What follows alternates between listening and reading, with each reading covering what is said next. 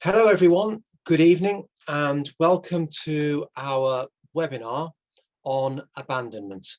My name is Martin Foley and I am the Chief Executive Officer of Stella UK and your chair for this evening.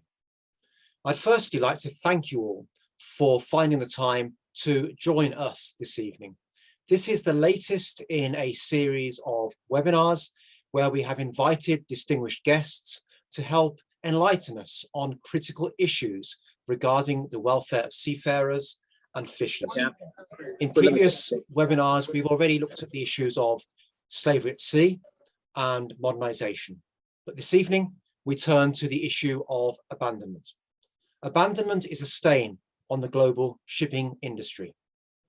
At Stella Maris, we both see and understand the serious adverse impact abandonment has on the physical and mental health of seafarers and fishers and their families. And it's important not to forget the impact of abandonment on the families of the seafarers and fishers whom we serve. This evening, we will learn that abandonment has increased over recent years. We'll consider what is behind this, the impact on seafarers and fishers, what Stella Maris is doing to help in situations of seafarer abandonment, and how we might prevent ships being abandoned in the first place.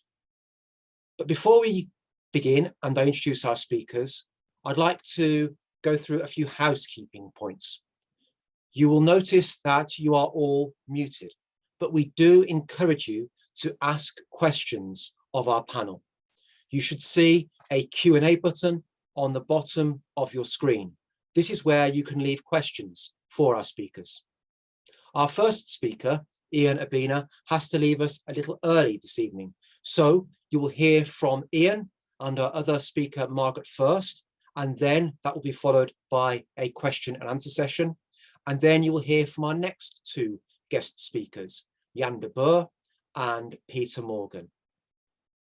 But if you have any questions, please don't save them up. You can type them in during the presentations and we'll then direct your question to the right person. So before I invite Ian to speak, I'd just like to introduce the concept of seafarer abandonment. It can mean a number of different things, but most often means a situation where seafarers on board a ship are not being properly cared for by the owners of the ship, and in extreme cases where the ship has also been abandoned. It can, however, cover other scenarios, including where seafarers have been left behind in a foreign port. The Maritime Labour Convention, a 2006 UN convention commonly called a Bill of Rights for seafarers, states that a seafarer is abandoned where any of the following occur. The owner A fails to cover the cost of repatriation, or B has left the seafarer without necessary maintenance and support, for example, food and hydration, or C has otherwise unilaterally severed ties with the seafarer, including failure to pay contractual wages for a period of at least 2 months. Over the last 2.5 years of the pandemic, cases of companies abandoning their seafarers on board ships have increased sharply, with a record 95 cases reported last year to the International Maritime Organisation, IMO, and International Labour Organisation, ILO, joint database on abandonment of seafarers. To date, this year, it has been reported that 91 cases of seafarer abandonment have been notified to the IMO, ILO database. And as these cases only relate to the first half of 2022, we can assume that this year we are heading towards surpassing 2021's record of 95 cases. In this webinar, you will hear about how seafarers and fishers have been abandoned, the effect this has, how this is being tackled by governments and other stakeholders, and how Stella Maris supports those who are affected. So I'd now like to introduce our first panel speaker, and that is Ian Urbina. Ian is an investigative reporter based in Washington. His most recent series, The Outlaw Ocean, chronicles a diversity of crimes offshore, including the killing of stowaways, sea slavery, intentional dumping, illegal fishing, the stealing of ships, gun running, stranding of crews, and murder with impunity. He has reported from Africa, Asia, Europe, South America, and the Middle East, much of that time spent on fishing ships. And Ian is a much in-demand speaker, so we're honoured that Ian has spared the time to join us this evening. Ian, you're very welcome. Over to you. Thank you. Thank you, Martin. First of all, can you hear me okay? Yes. Great. Thank you. So I'm just going to talk for 10 minutes and I'll move pretty quickly, in part because I think much of what I have to say is quite well known by this audience. And so there's some peril in me joining your meeting, since you folks are actually my sources and the people I go to find out the information I then report. What I will try to do is talk a little bit about, as a journalist, as an outsider to your hands-on community, what I have come to learn about different ways of thinking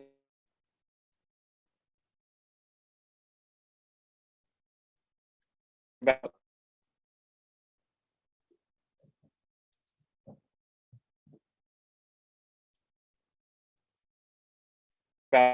this problem.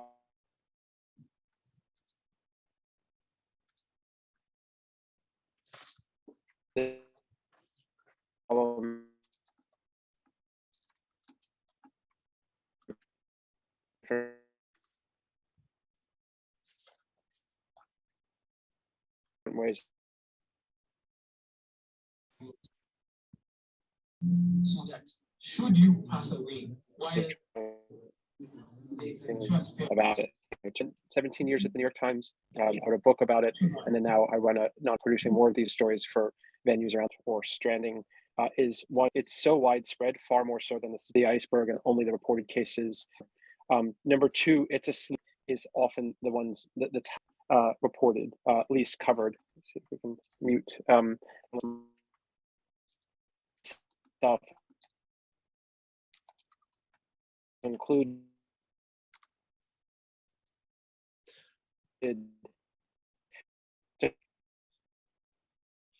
Ian, I think your sound is breaking up and you're drifting in and out. I think it's the same for others. To report on them.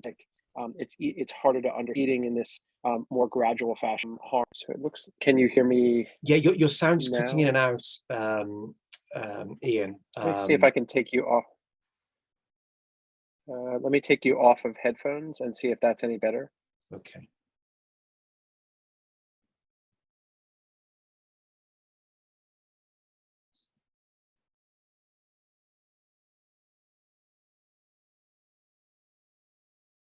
I can't hear you now, Ian. So not hearing you, Ian.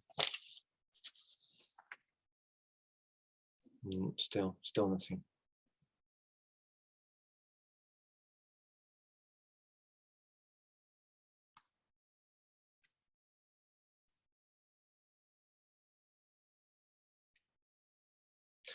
We're not hearing you, Ian, I'm afraid. Perhaps, no, still not there.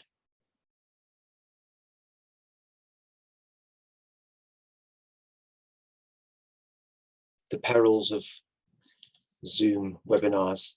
Should we go to Margaret and then try? Yeah, just hold on 1 second, Adrian. We'll just give Ian 1 more second to try and sort himself out, and then we'll go to Margaret. Thank you.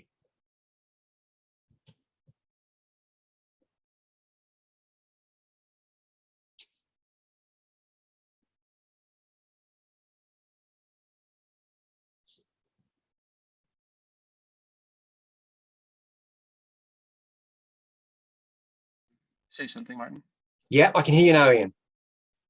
Okay. And That's does it good. seem okay? My That seems apologies. clear. I can hear you now. So I suggest, if you don't mind, just starting again, because I think we lost a lot of that as the sound was cutting in and out. So thank you, Ian.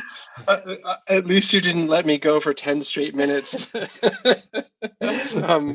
Okay, so I will quickly recap what I was saying. I think I'll just talk to you as a journalist who's covered the work that you folks do.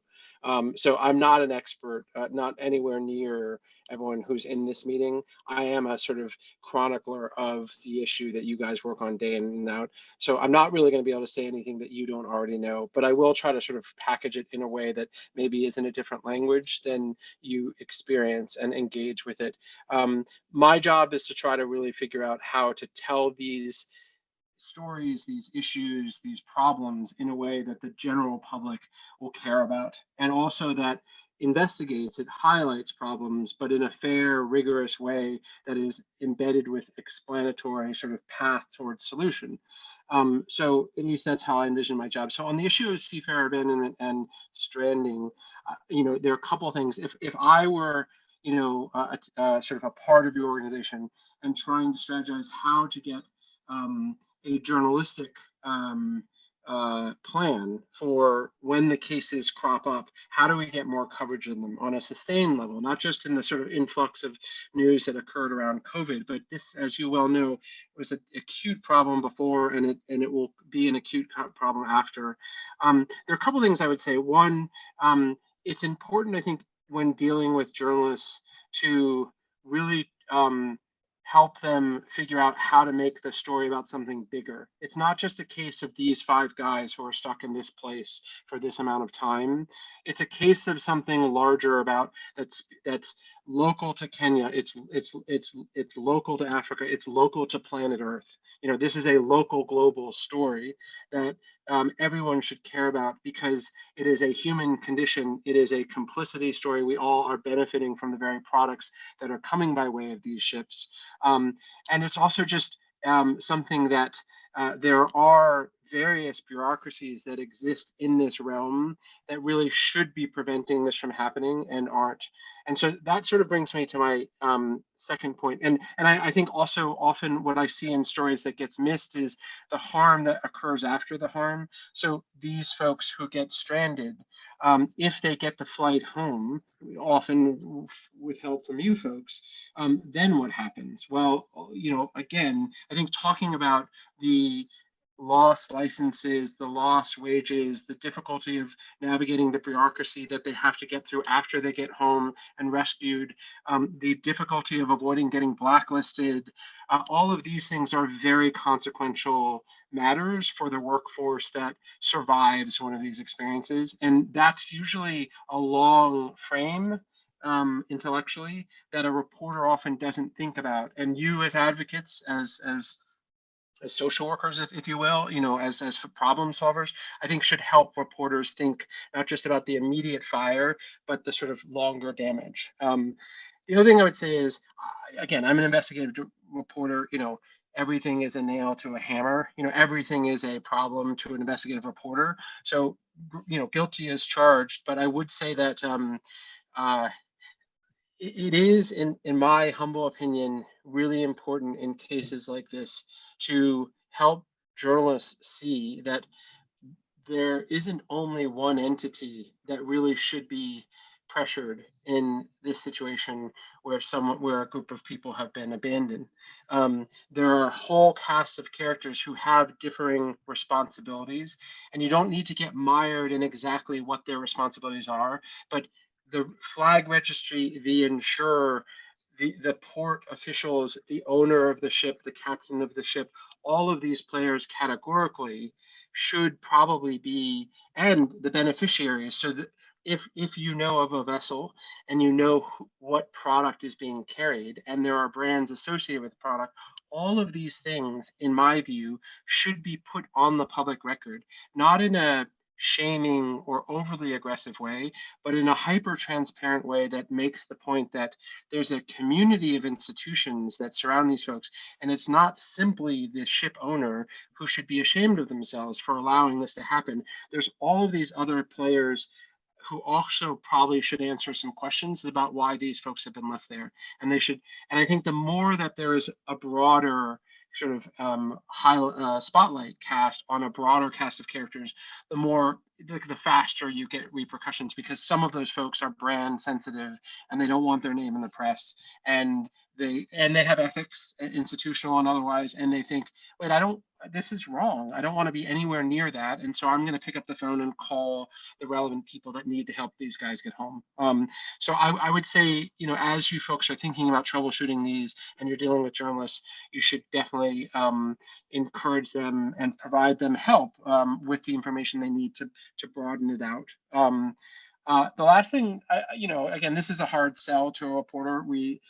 Journalism has a short attention span, especially as it's practiced these days, but really kind of trying to do a follow-up story on what happened afterwards and getting journalists to be able to do that, and not just, you know, problem and then problem solved stories, I think are really worrisome, because the cycle just keeps continuing. So these are some of the things that I personally would like to see. I do think as good as the IMO and ILO registry is, I think that it could be even better. And I'm not faulting the IMO or ILO, but I think there needs to be more of a community-led effort to report into it, so that all the different stakeholders, not just Stella Maris, but ITF, journalists, all the various players, academics, are constantly funneling more and more information into, if that's going to be the central repository.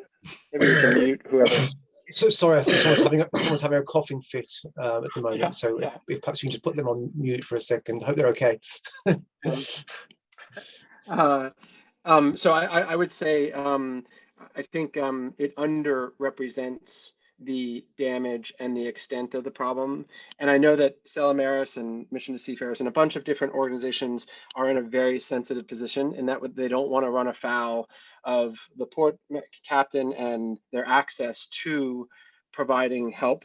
At the same time, sometimes this community is a bit reluctant to actually name names of players and cases. And I respect that. My job is to bully you guys into giving me more information so that I can do my work. Your job is to help people, but not rock the boat too much. But at the same time, a long view of this problem is, if you're just helping put out fires, but not getting to the actual source of the fire, then this is not really solving these matters long term. So I would just say, bear that in mind in your decisions tactically about how aggressive you are or how much information you hand over versus not. I'll end there. Thank you, Ian. And I'd just like to say I appreciate the challenge that you've laid before us, because if we're being self-critical, sometimes we're very effective at dealing with the firefighting and perhaps not so effective at the wider advocacy piece.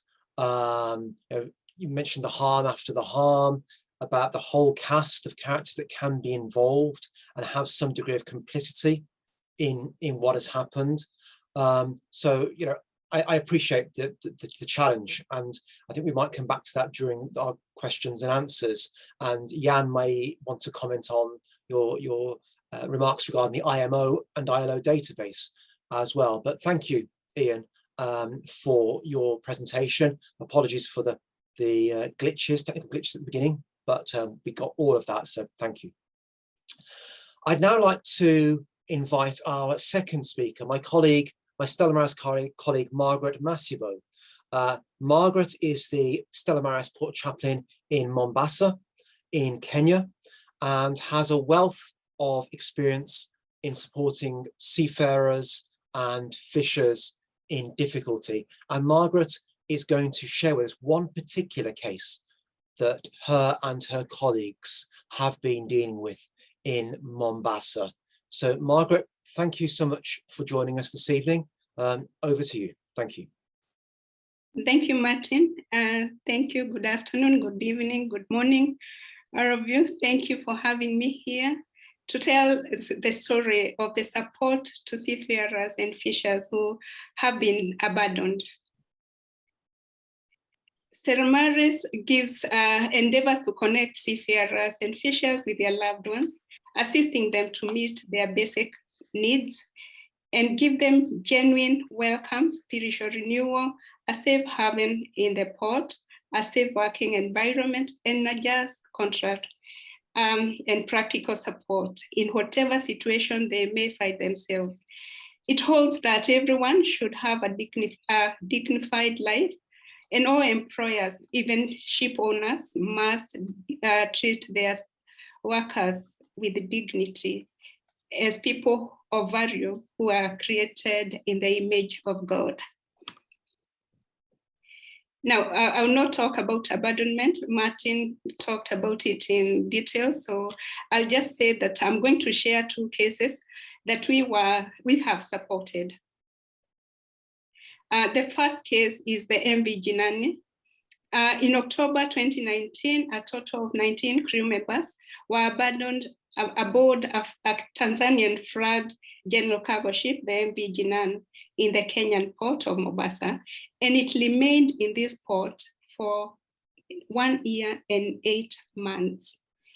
The crew had no money, they had no means of sustenance, and therefore we supported them regularly with assorted food, and until the case was concluded and the vessel auctioned in April 2021.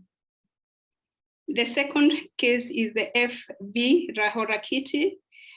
This is in September 2022, that is 2021 last year. Stella received a distress call about the MV Rahorakiti, which had been abandoned in our port, in our fishing port in Mombasa.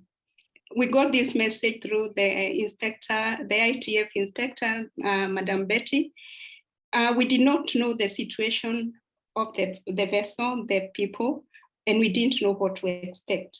And therefore, my colleagues and I immediately visited the crew to find out about their welfare and what they were going through. On getting aboard this vessel, we found the captain and his crew seriously distressed, frustrated, hungry, and exhausted.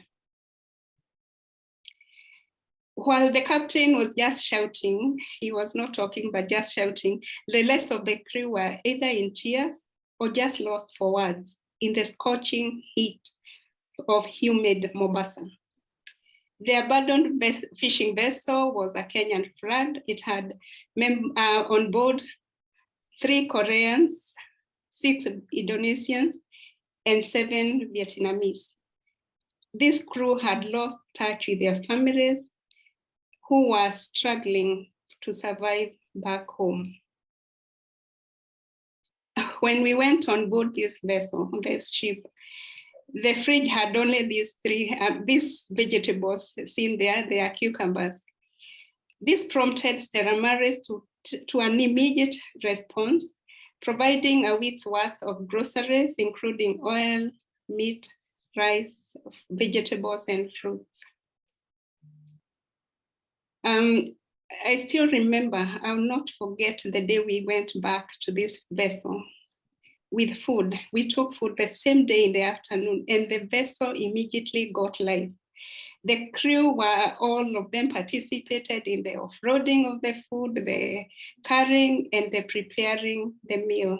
It was so exciting for all of them. And for the next 6 months, we supplied these people with food, water that would send to the vessel every 2 weeks. So we supplied them with items until Indonesians and Vietnamese left. That was in December 2021 and February 2022, respectively.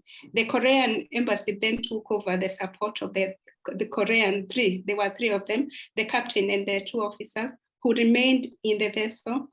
They have since, the vessel has since been auctioned. For us, whatever we were providing these people, we used a risk that they provided. We would get a risk from the captain to get whatever they wanted, and that's what we gave them.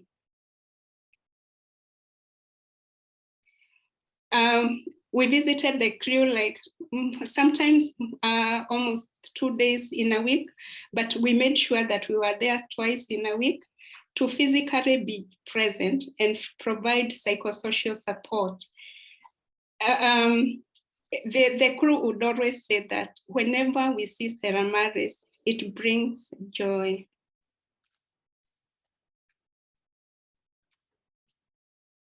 The crew also needed fresh water and pastoral care. We often prayed with them and just talked with them to find out what they were going through and their situation.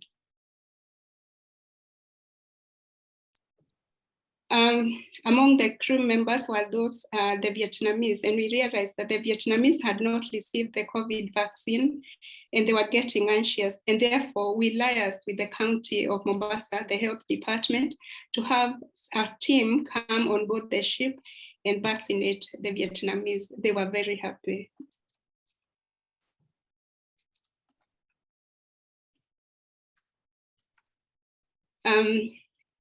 I will not forget the day finally we took Wi-Fi on board the ship. And immediately the crew connected and started talking to their families. It got so emotional. Some started crying. One man had left an expectant wife back home and he was seeing his baby for the first time. The families were not aware what had happened to these people. They had not connected in months, and this time they were connecting for the first time in so many months. They were so happy to see each other online. However, it also broke their heart to see the families struggling back home. We assisted them to communicate and to connect with their families, and they were so excited. Those scenes are still in my head to see, remembering how emotional they got when they connected. Some didn't have phones, and therefore we would let them the phones to be able to communicate with their families.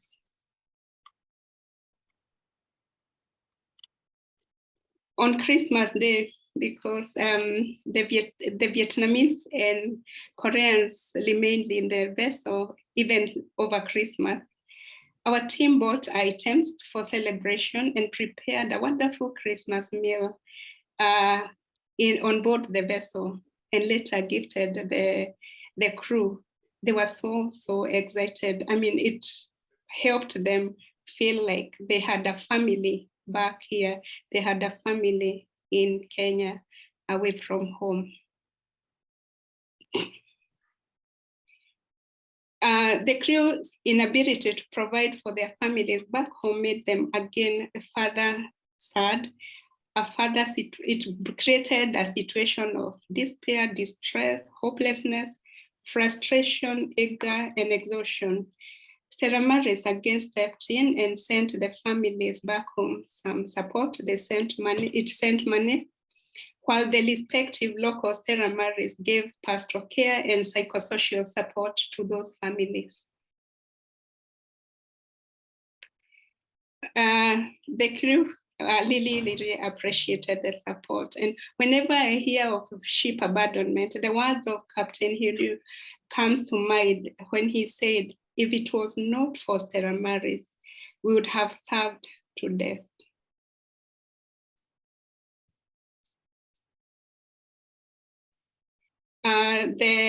When the letter went home, it was recorded in media. It was acclaimed worldwide, and this is one of those papers that covered abandoned sailors to go home after 1 year. That is something that came up in the media. And I sincerely appreciate Steramaris for who we are, providing hope to the hopeless, giving light where there is darkness, the unity of purpose. I thank God for being part of this wonderful team. Thank you for your support, and may God bless all of us. Thank you. Thank you so much, Margaret, for your presentation. And I know that you lead a fantastic team in Mombasa, and I've had the privilege of meeting many of them online, and I'll be meeting Margaret in a few days' time because we'll be gathering in Glasgow for our World Congress. So I look forward to seeing you then, Margaret. And I was struck by what you said about whenever you visit, Stella and I visit, it brings us joy. And that's what we strive to do through the daily ship visiting that our chaplains undertake in ports all around the world. But you've conveyed the shocking reality, really, of abandonment. And as we move into our Q&A, I'd really just like to ask Ian, with all your experience as a journalist, why do you think abandonment is on the increase? Why is abandonment on the increase? Or you mentioned that perhaps there might be issues around reporting, so it might always have been at these levels. Perhaps you could just address that question, please. So I'll mention three things, some of them off point, some of them not. When I listed the characters that I would emphatically encourage folks to keep on radar, I would really encourage folks to push the public about manning agencies. You know, manning agencies are the key link in the logistics, as you well know. And in many ways, their invisibility and is by design to allow insulation from culpability.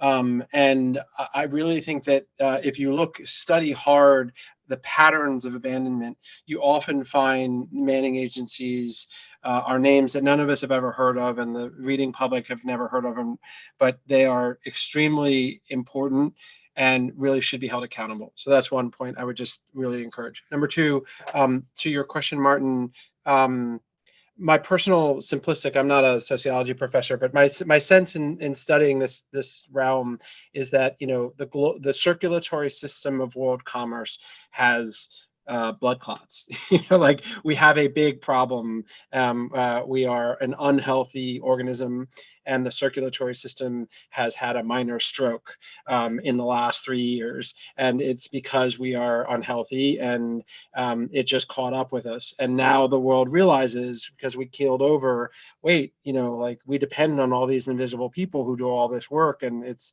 not working well, and what's going on? And so now there's all this attention.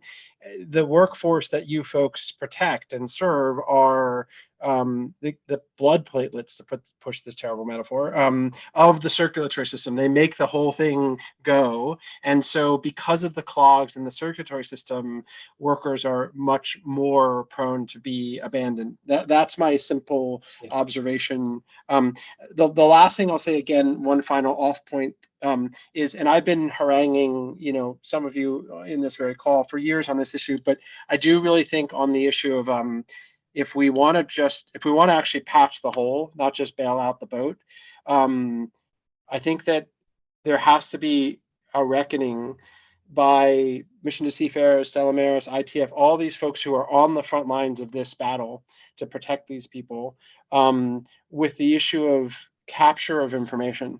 So it's astounding to me that the prevalence of these life and death situations that are unfolding, and there isn't a uniform method for cataloging the name of the ship, the name of the captain, the name of the company, the name of the insurer, the flag registry, the IMO number, on and on and on, right? Testimonies of these folks. You folks on the front lines are getting this information, and it's going in your ears mostly.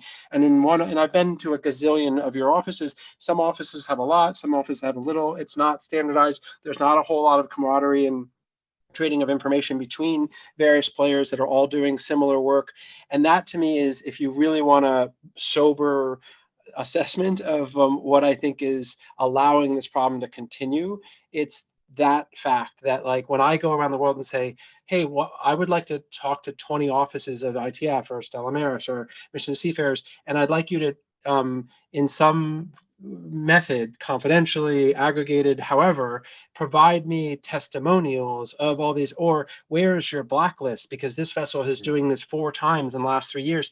It doesn't exist. And to me, that's crazy. That's really bordering on organizationally immoral. And so I do think that if you're going to, have a really tough conversation internal to yourselves. It should be about, hey, maybe we really need to start chronicling this stuff in a way that doesn't run us afoul with the ship owners and the various registries and the IMO, but nonetheless does right by the people that we actually serve, which are these workers, and starts capturing where the really repeat bad actors are, where the patterns are, and also allows us to empower journalists to do their job by handing off information, so it's not an isolated anecdote and triage. It's actually going after the real core problem.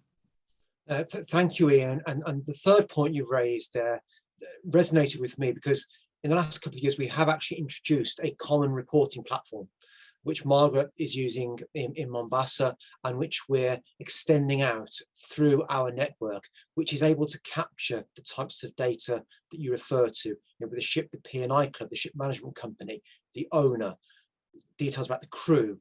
And this is all confidential, but then we can, where it's appropriate to do so, share details without breaching any confidences with journalists like yourself.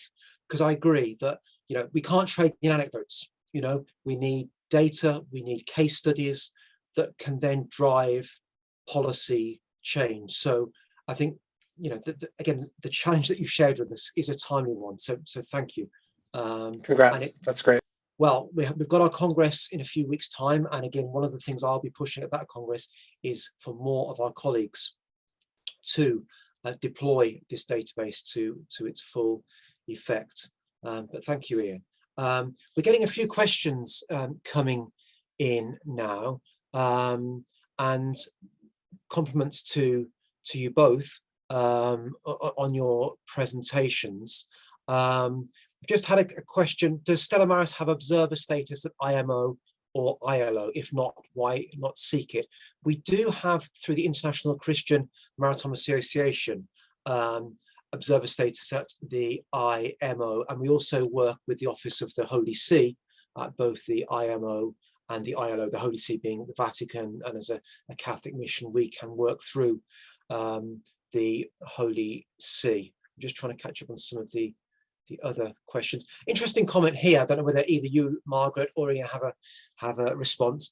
So a lady called Maggie has written, I think ship owners know that Stella Maris will help the crew, so they feel they can abandon their ships. Do you think that's a factor, that there is perhaps an awareness that others will pick up the pieces, therefore we can walk away? What's your response to that? I don't know whether Ian, you want to go first on that one? I don't, tell me the question again. I don't understand that question. It's a feeling that owners can abandon seafarers and or their vessels because others, like Stella Maris, will pick up the pieces and will provide them with food and accommodation and the like. Yeah, I think that's flat wrong. I mean, I hear similar arguments about the role of Doctors Without Borders on the Mediterranean as they're rescuing migrants. You're incentivizing sub-Saharan Africans to travel through Libya and risk their lives because Doctors Without Borders is going to rescue them and give them a ride to Europe. It's insane. This is a silly notion. People don't take those sorts of risks. So similarly, or it's like saying hospitals incentivize harmful accidents. No, they don't. They actually treat people when they're in harmful situations, but no one wants to be in them. I would say, though, that there does need to be a price, not just a financial price, but a reputational price that should be paid by negligent actors. And so I think it's good to have information that's confidential, but there should be limits of confidentiality and ways that it's not just aggregate data. So I do think there is I don't believe in gotcha journalism, and I don't believe in demonizing players or institutions for the sake of it. I do believe, though, that distinguishing good actors from bad is important for the good actors, for example, and I think also for correcting core problems. And so I think that if Stella Maris anonymizes things and hides things too much so as to not cause controversy, then whoever is proposing this notion may have a grain of truth in what they're saying, that it's a little bit too easy for the relevant players to walk away from their crew because you guys come in and triage the situation and clean up after them and on they go. I think you guys should be cleaning up the situation, but you should also be working with key folks that can then also, the IMO, the ILO, journalists, lawyers, etc., the unions, to make sure that those who didn't do right are known to the public and have to account for what they did, more than just pay for the airfare. Thank you, Ian. Margaret, do you want to come in on this? I suppose with the crew of the Harakati, what feeling did you get from the crew about their relationship with the vessel owner and with those who have a legal responsibility for them? You're on mute, Margaret. Thanks. Thank you, Martin. Thank you. And that's a very good question, because even as we were supporting this vessel, the Rahorati, and knowing that it's Kenya flagged and therefore the owner is Kenyan, was very sad. However, even the owner in the end loses. So I wouldn't think that they do it so that Stella Maris can step in and take over. But it's just unfortunate cases, and those log owners who should actually, I like what Ian has said, yeah, they should not just go scot-free. But in the end, when this vessel was auctioned, even the owner lost. So it's not like they do it just for us to come in and support. But we wouldn't just sit back and see people struggle so that the owners can feel like they have a responsibility. We come in to give hope to those who are hopeless. Thank you. Thank you, Margaret. Thank you, Ian. I think we're about halfway now. So what I'm going to do now is there'll be more time for Q&A at the end, but I'd now like to invite our next two speakers. But I know that Ian may have to go at some point. So I'd just like to convey on behalf of Stella Maris our thanks to Ian for joining us this evening and for also challenging us as Stella Maris to be even more effective in our service and support of seafarers and fishers and their families. So thank you, Ian, for joining us this evening. Thank you, Martin, and Jan and Peter. I'm very sorry to leave. I stack things too closely. I'd like to hear what you have to say, but thank you for having me, and please keep up the good work, all of you. Thank you, Ian. Bye-bye. So now I'd like to extend a warm welcome to our third panel speaker, and that's Jan de Boer. Jan is Senior Legal Officer at the International Maritime Organisation. Jan is responsible in the IMO Secretariat for the issue of abandonment and fair treatment of seafarers. He is also a member of the IMO Seafarer Crisis Action Team, which was established by the IMO Secretary General in April 2020 in response to the growing concern over the crew change crisis caused by the COVID-19 pandemic. Before joining the IMO, Jan served as Senior Legal Counsel at the Netherlands Ministry of Infrastructure and Water Management. Jan, thank you for joining us. You're very welcome, and we now look forward to hearing further from you. Jan, we can't hear you. Are you on mute?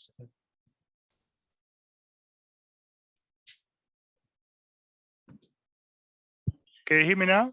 We can hear you now. Thank you. Oh, okay. That's great. Yeah, it's just a red button that I watched. Don't worry. Anyway, thank you for your hearty welcome, and yeah, good evening to all participants. And yeah, I'm very honored, and it's my pleasure also to enlighten you somewhat of our views at IMO, but also ILO. We work very closely together on the issue of abandonment.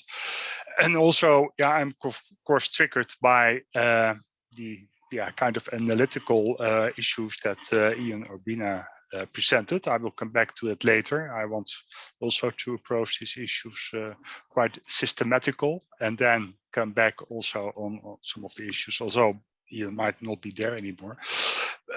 But he leaves food for thought further. And also, Margaret Masibo has actually shown that these abandonment cases are very humanitarian issues, and it's good to have those pictures there, because we have to realize that that is also our statistical information and data all about. So it is about human capacity, it's about human lives, and it's sometimes very tragic. But I agree that we have to build our whole approach up on the basis of data and statistics and systematic approaches. So let me share my screen with you, what I wanted to present first relating to this issue, because in ILO and IMO, we have quite a system for welfare measures relating to seafarers.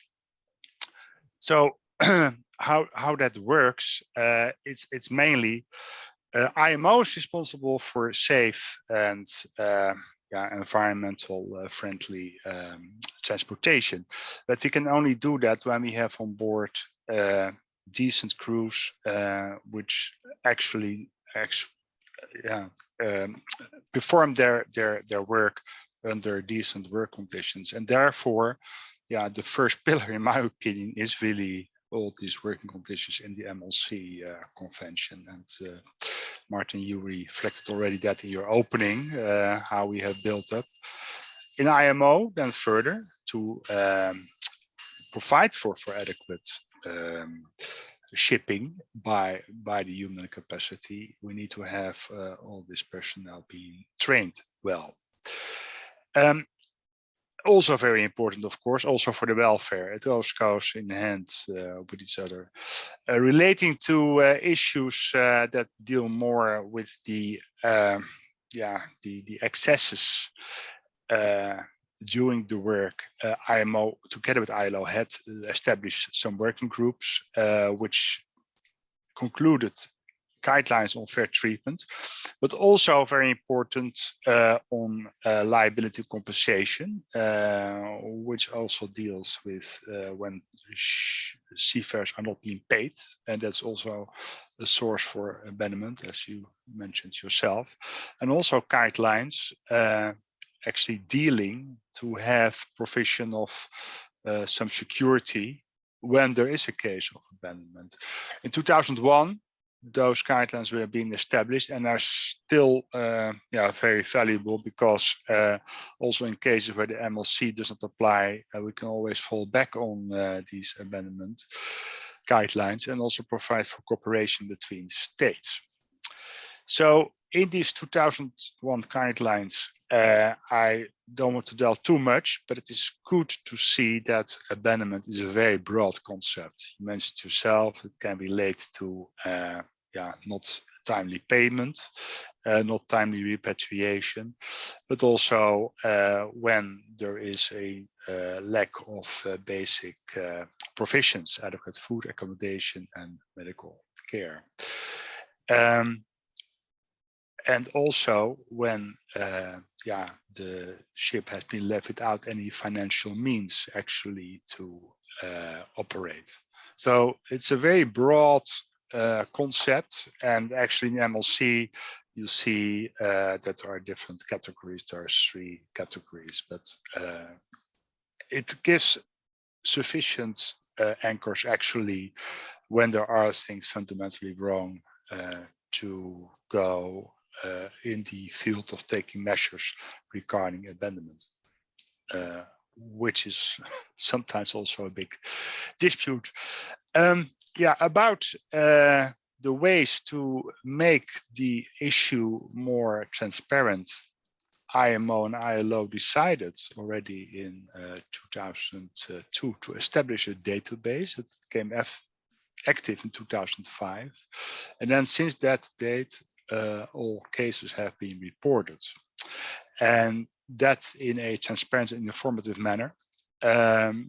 We, from our side, we do our best to approach whenever we learn from an abandonment case, and that can only actually be reported by a organization that has consultative status with IMO or ILO or a member state, and actually to share that information with the relevant port states, the relevant flag state, and also the seafarer state. That is in our mandate, and yeah, we have to find ourselves working in a way that is acceptable for the whole membership. So there are some constraints. You cannot invent things yourself too easily. It has all to be agreed. But when it is agreed, it is solid as a rock, I can say. And also when there are attempts actually, and we see that recently actually happening, much to my regret, to actually have a more restrictive approach instead of a more open approach, is what Ian was contemplating. You see that the present system still upheld, but it is sometimes under attack, and we saw that recently also in the special tripartite committee at ILO. So the aim is to have a basis for a reconciliation procedure. Resolution, fire extinction, as Ian mentioned. Actually, that's the main aim for our work, because many cases are not being resolved. So I think it's quite luxury to deal with the aftermath of cases that have been resolved, because most of the cases they're still pending in the database. So yeah, if you ask me what is a priority, I would say to resolve cases that we know of. But of course, it is a broader field, and I agree that the whole issue is also to do with the commercialization and actually the whole way that shipping is construed. But that's my personal view. I just want to respond also on the remarks that Ian made in that respect. There is a systematic way that abandonment is part of unfortunately, of commercial shipping. And I think it stems from all ages, but we see very recently a big spike in cases. I come to that. So all this information can be found on the web, has public access, and you can find it on this dedicated website that is on the ILO webpage. Well, regarding the procedures for the joint database, I think it's good to highlight member states or organizations accredited to ILO can report and to IMO. ILO sends this information to IMO because IMO can, by the existing information, check all the technical details, the company, registered owner, flag, type of vessel, all of that. That is work for IMO. And then also because IMO has a quite elaborate system of focal points in the maritime governmental world, we will from IMO actually notify all the stakeholders. So that includes the flag states, the port and the seafarer state, but also relevant organizations. And that information is then being checked, and have to bring in their information within 10 working days from when actually the case has been notified. And thereafter, the information will be released in the public accessible website. And even after that publication, there's still an exchange of information ongoing, and actually in 50% of the cases leads to a resolution. But there's a rough guess of me, in 50% it doesn't end so successfully. Well, it's also important to know when a case is being resolved, because that is also recently open for criticism, because a case can only be considered when there's clear advice from the member state that has notified or organization that the totality of the crew has been successfully repatriated, and additionally that the totality of outstanding remuneration has been paid fully and is received. In case these two criteria are met, the case is resolved. In case only the first criterion has been met, we say that the case is being disputed because the contractual wages have not been paid. So it's half resolved, disputed, we call that those cases.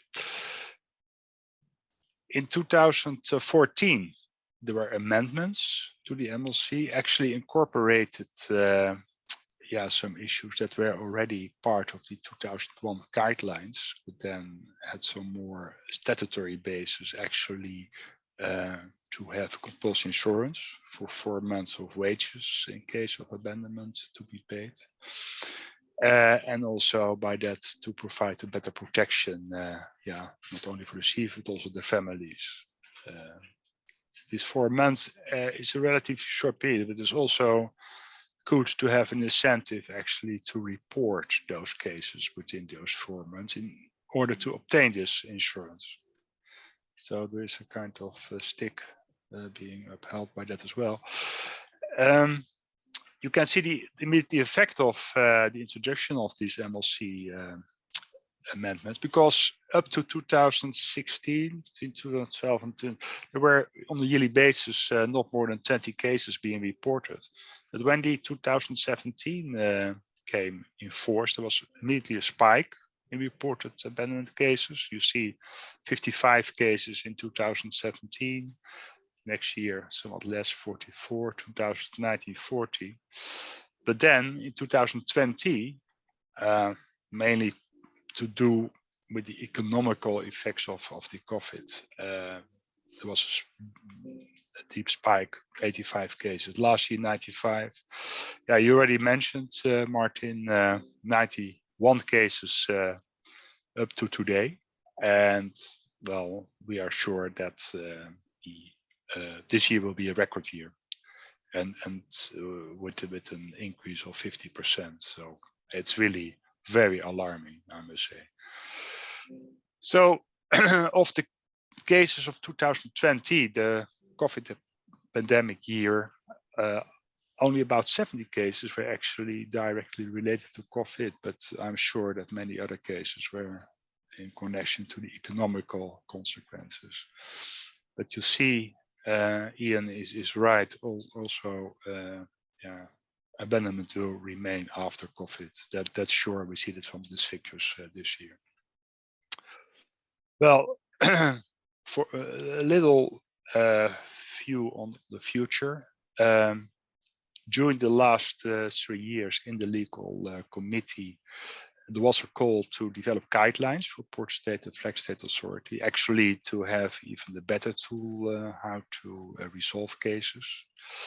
An international correspondence group was established in last year, which actually produced draft guidelines and a report, and that was decided in the spring to forward that to a joint IMO-ILO tripartite working group that was established. This group will consider those draft guidelines in order to make them effective, and that has, of course, to be decided in that group. There are 8 governments nominated by IMO participating. It's kind of balanced group of Argentina, France, India, Indonesia, Kenya, Marshall Islands, Philippines, United Kingdom. And together with the 8 ship owners representatives and 8 seafarers representatives, it's a tripartite forum actually to discuss these new guidelines, which have been endorsed to have this group being established by the IMO Council. and it will meet from the 13th to 15th December. So that's in the short term, further work to be done in IMO, ILO. I'm very, very happy that Ian is making a point about ILO and IMO that say, see this from a kind of established procedural point, how to make use of the database. But as I said, our possibilities are as far as the member states actually allow us to work, and I think we've gone a long way. But of course, there's always a way for improvement. But from our side, we want to have the figures correct and actually to work on the basis of what we know, and in order to resolve cases. That's our main aim. But I'm happy for all the attention for this big humanitarian issue. So thank you for that. Let me see. I think I have, I think that's for you further to organize, Martin. Thank you, Jan. And yes, we will come to some questions and answers in a few moments, but thank you for your presentation. And I think I'd like to welcome in particular the guidelines that you mentioned towards the end of your presentation on abandonment for member states. And I hope that those guidelines will encompass the humanitarian aspects of abandonment and reference the role that organisations like Stella Maris can play in providing that humanitarian response alongside the legal response, which is so very important. And I just noticed that in the Q&A, my colleague Benoit, who's the National Director of Stella Maris in France, has mentioned that some legal initiatives that have been taken in France. He states that in France, in 2013, a criminal law was passed severely punishing the abandonment of sailors, 5 years in prison, €75,000 fine for each abandoned seafarer. And he comments it could be very valuable to record similar legal initiatives.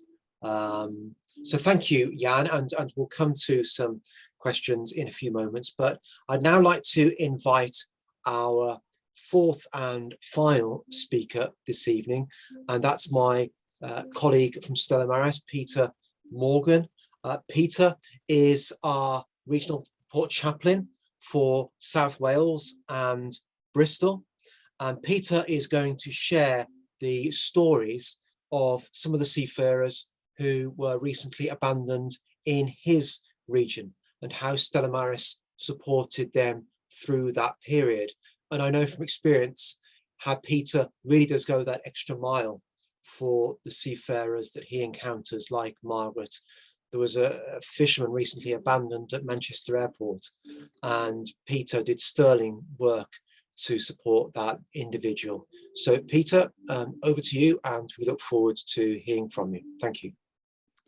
Good evening, everyone, and thank you, Martin, and thank you to the other panelists for their prudent and informative presentations. I've already been wonderfully introduced, but I'll do so again as I've written it down in my notes, and it's only to remind myself.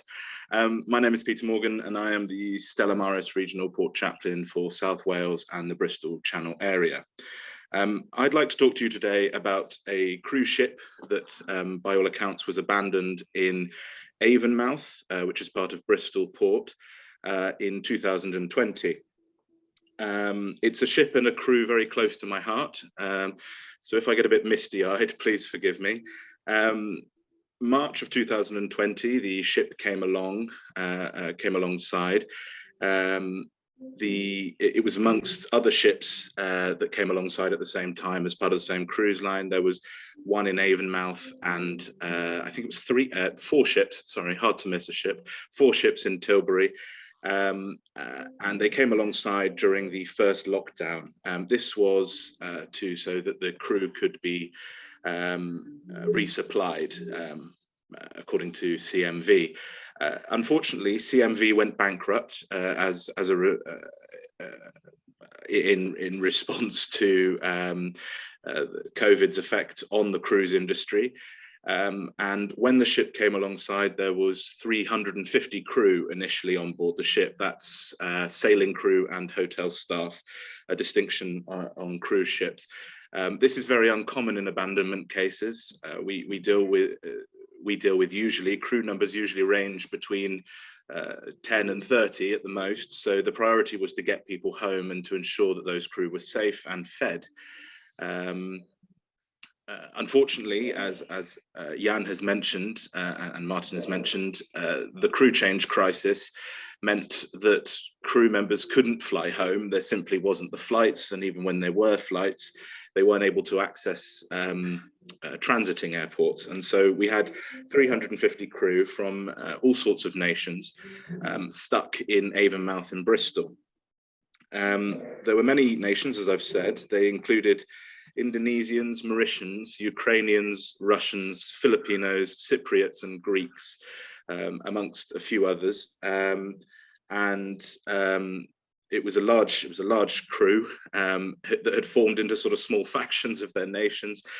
They were very worried about COVID, infection risk. Obviously, at the beginning, there was a lot more fear than there is at the moment about who owned the ship, who was going to pay them for the work they'd carried out in the previous months before the ship was abandoned, and if they could swing it, in the words of the engineers, to be paid for their time while alongside and abandoned as well. What I did while on board the vessel was, for the first 2 months, I wasn't able to go on board the vessel due to restrictions due to the pandemic. So I parked my car alongside the ship sorry, is there a presentation running in the background? Apologies, I don't know if there is. I can share something. Not at the moment, Peter. Okay, no problem. You're coming across loud and clear. Thank you. Excellent. So I went alongside the ship and I sat in my car, and we were very unsure about restrictions at the beginning. So plastic sheeting abound. My car looked a bit like a crime scene. They would sit in the back and I would talk to crew members.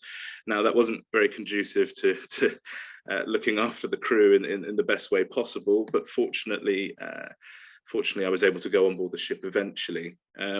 I describe my role in these situations as gap filling. As Ian has previously said, there's a whole cast of characters with varying levels of responsibility.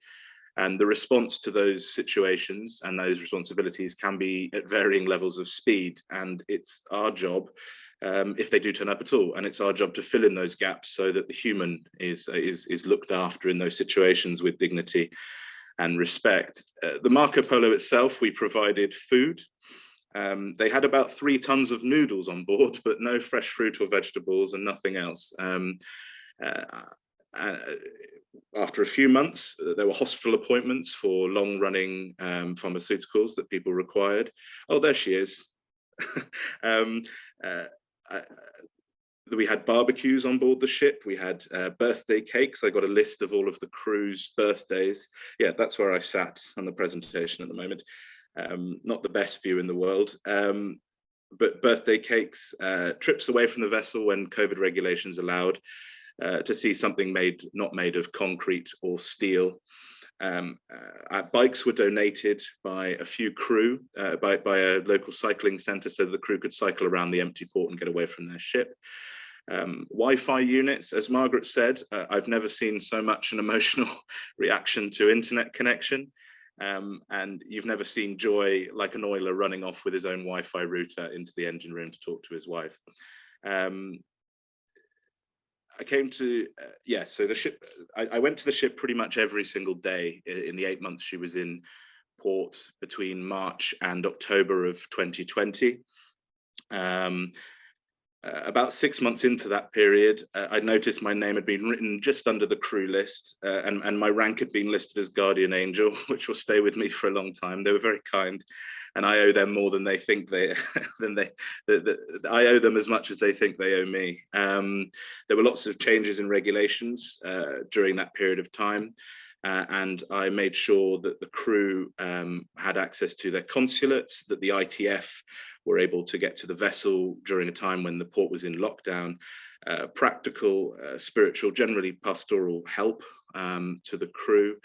And yes, so what happened to the crew and the ship?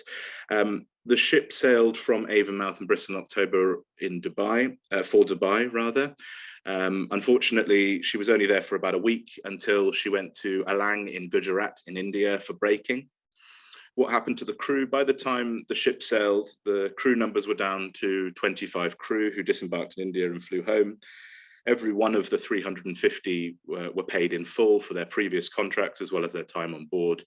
And I have the privilege to still be in touch with many of the crew and have access to their lives.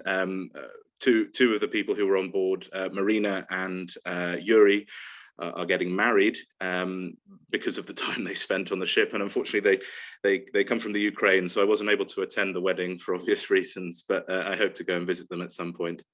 Thank you for listening to my small presentation. May God bless us all.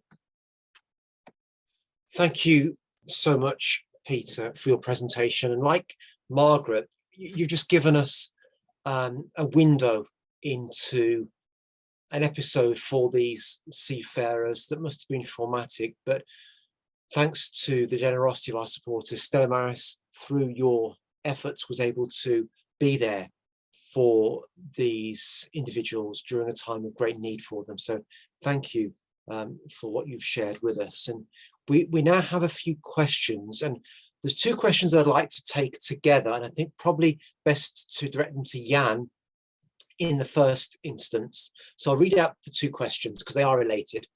First one is about how many additional cases of abandonment do you believe there might be over and above those reported? And a related question, the significant increase in the number of cases before the COVID crisis, can it also be explained by improvements in the reporting system?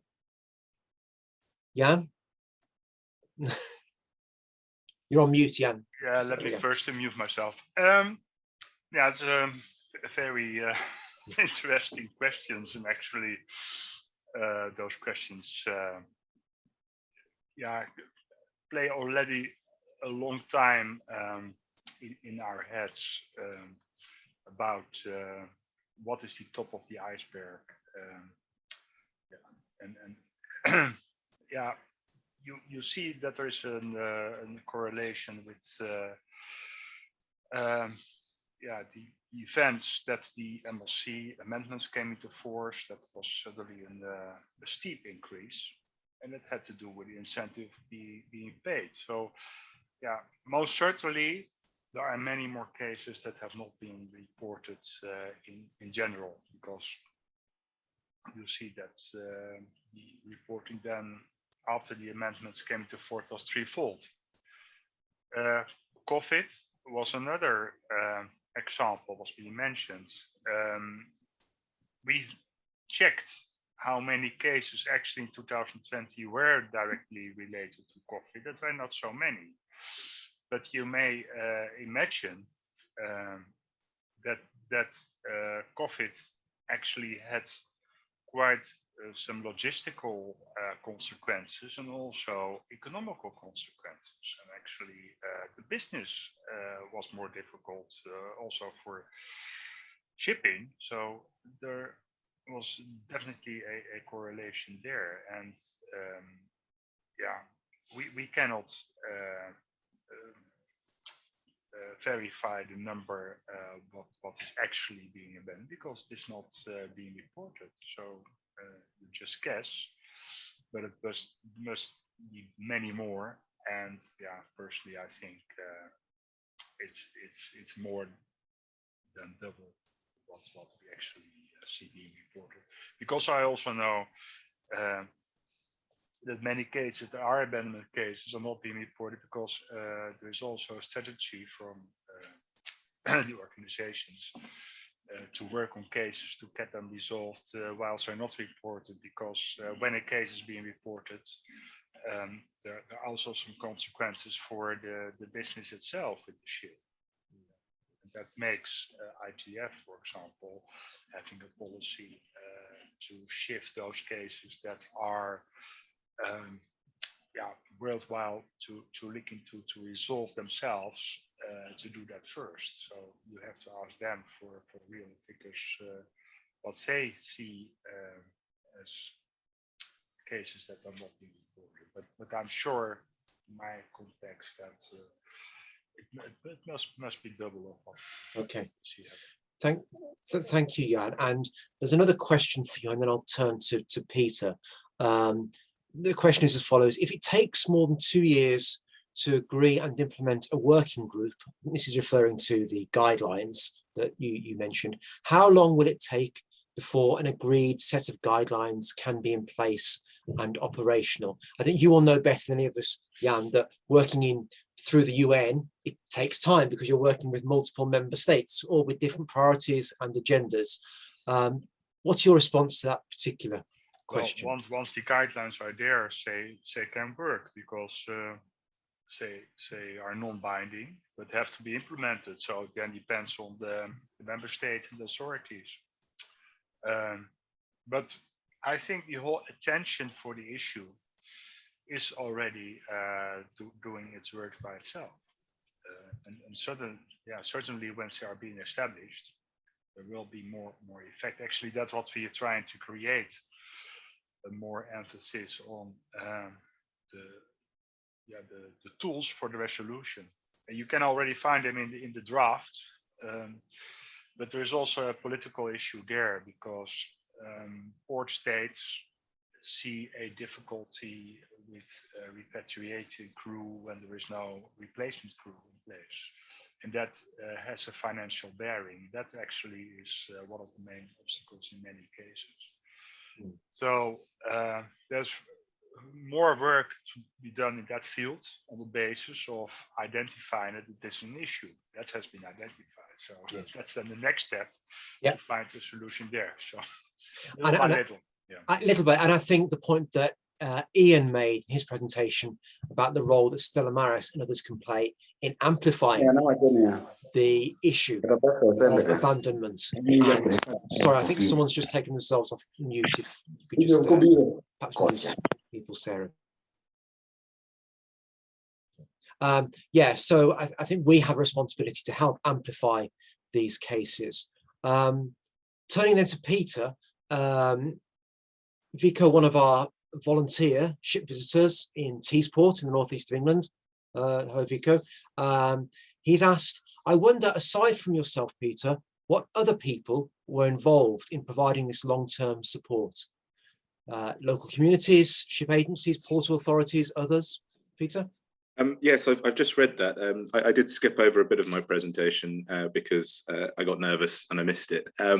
There was other help, but it sort of ask you to sort of go back and remember what things were like in 2020. There was very little access to the ship, and my colleagues my colleagues at the Sailor Society and the Mission to Seafarers, due to health concerns of their own, were more or less staying away from the port, more to protect seafarers actually. So there was some help from other groups and parties. A significant amount of clothing was donated by local communities. And funnily enough, a lot of clothing was donated by the cruise ship to the centre, more than we gave to them, which is a very bizarre turn of events. That's not usually how it happens. I was talking very regularly with the ITF and with the 4 sets of ship agents we had, because there were 4 different agents while the ship was in port, and it changed hands about 3 times while she was in port. There was some help from the MNWB in regards to welfare for abandoned ships.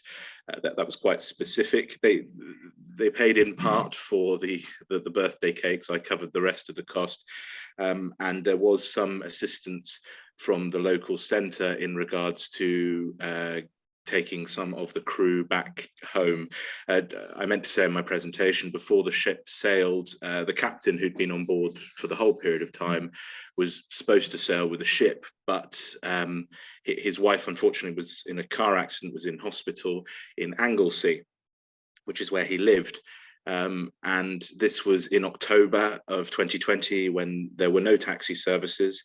I believe we called one taxi driver and he quoted about £900 to drive to Anglesey and back, and Uber wanted 1,000. So I drove him up there but there was some assistance with the Seafarer Centre opening partially for the crew to be able to sort of as a kind of staging post for that kind of thing, but it was very limited. And I'm very thankful to our help, the help from the other organisations that would be helped, but it was quite limited because of COVID. If things were different, it would have been on a rotating. Me and my colleagues, I'm sure, would have in the other charities would have rotated on that vessel. But because of families and health concerns, and in the words of Steve Loader, my colleague, you're young and fit and you'll probably survive anyway. That's why I went initially. So yes, you're right to highlight it though. No, thank you, Peter. And a comment that's just been made in the chat, which is very pertinent. It says, by the time seafarers have been abandoned, many other signs must have been missed. Safeguards and precautions either bypassed or somehow ignored. And I think that reinforces to me the importance of what we do as Stella Maris, ship visiting. Most of our visits will be relatively routine, but it's those visits, wherever they may be around the world, where we can keep an eye out for signs, indicators that there may be problems on board. And I know that's what colleagues like Margaret and Peter do on a daily basis, but it's those daily ship visits, the bread and butter, so to speak, of the work of Stella Maris that enable us to respond at times of crisis. We're drawing to a close now, but there's a question here that touches upon Ukraine, which is obviously at the forefront of all of our minds at this time.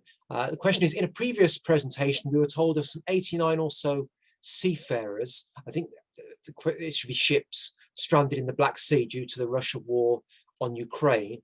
With the port blockade lifting for trading grain, have they all found their way home, or are there still some stranded there? If so, what is being done to help them? Jan may have a comment on this, but I'd just like to make a comment of my own that I know that as of earlier this week, I think I'm just looking at now, a total of 211 ships with 4.7 million tons of agricultural products have left Ukraine under the deal brokered by the UN. So that's 4.7 million tons. But I think prior to the war, Ukraine was exporting 6 million tons of grain per month.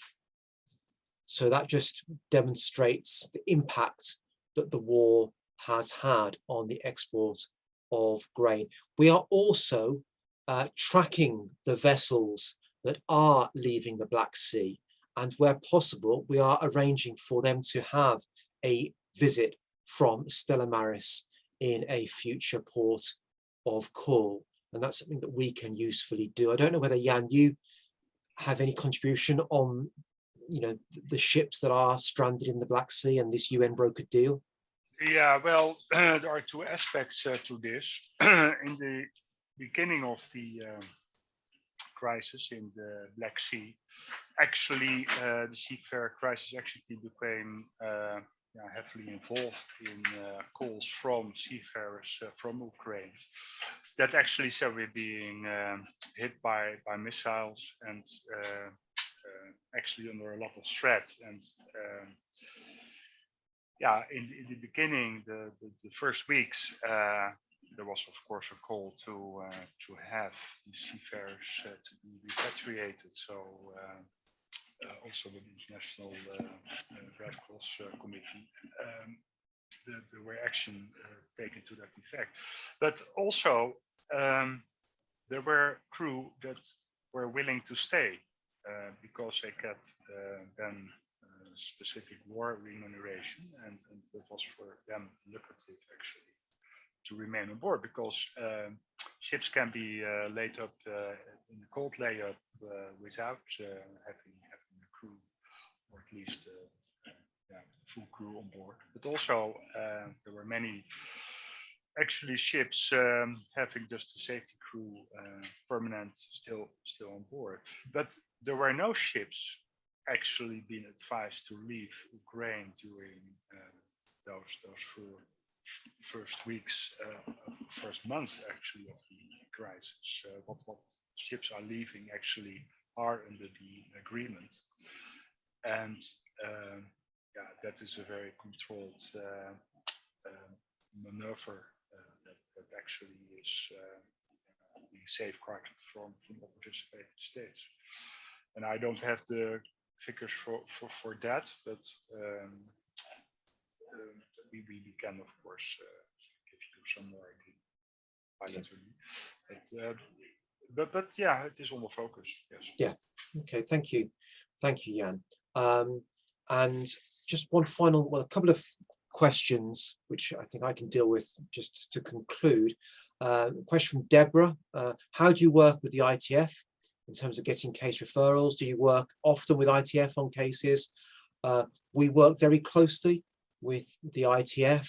I think Margaret in her presentation mentioned that she worked closely with the ITF inspector in Mombasa. We work closely with their counterparts all around the world. Earlier today, I had a conference call with the ITF relating to the welfare of fishermen. We're doing more and more work with the ITF in support of particularly foreign fishermen working on UK flagged vessels. So we have a very strong working relationship with the ITF, and we're very pleased with the way that relationship has evolved. And the final question from Barbara: are there prerequisites to becoming involved with Stella Maris?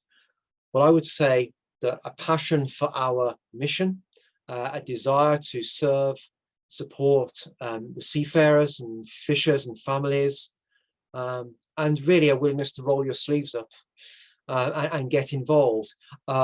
If you'd like to come and see, have what we call a taster day, depending on where you are in the world, you'd be very welcome. If you contact us via the office in London or via the website, we'd be very happy to set that up for you. So we've reached 9 o'clock. So to close, I would like to thank all of our speakers for joining us this evening and for enriching us with their presentations. So thanks to Ian and Margaret and Jan and Peter. And I would like to express my sincere thanks to all of you, our attendees, for joining the Stella Maris webinar this evening. The work of Stella Maris in supporting abandoned seafarers and fishers and working with our industry partners to prevent abandonments occurring in the first place is only possible thanks to your generous support. So thank you for all you do to support the work of Stella Maris. If you'd like to know more about the work of Stella Maris, or indeed if you'd like to donate to Stella Maris to support our work, then please do visit our website www.stellamaris.org.uk. I'd now like us to conclude with a short prayer, and I'd like us to pray in particular this evening for the people of Ukraine, and we are remembering in our prayers particularly our colleagues, our Stella Maris colleagues in Ukraine, particularly Father Alex and Rostik. So I'll lead us in prayer to conclude. Mary, star of the sea, light of every ocean, guide seafarers across all dark and stormy seas, that they may reach the haven of peace and light, prepared in him who calmed the sea. As we set forth upon the oceans of the world and cross the deserts of our time, show us, O Mary, the fruit of your womb, for without your Son, we are lost. Pray that we will never fail on life's journey, that in heart and mind, work and deed, in days of turmoil and in days of calm, we will always look to Christ and say, who is this that even wind and sea obey him? Our Lady, star of the sea, pray for us. Thank you, everyone. Thanks again, Margaret, Jan, Peter, and Ian. Enjoy the rest of your evening and see you all again very soon. Thank you. Good night. Thank you so much.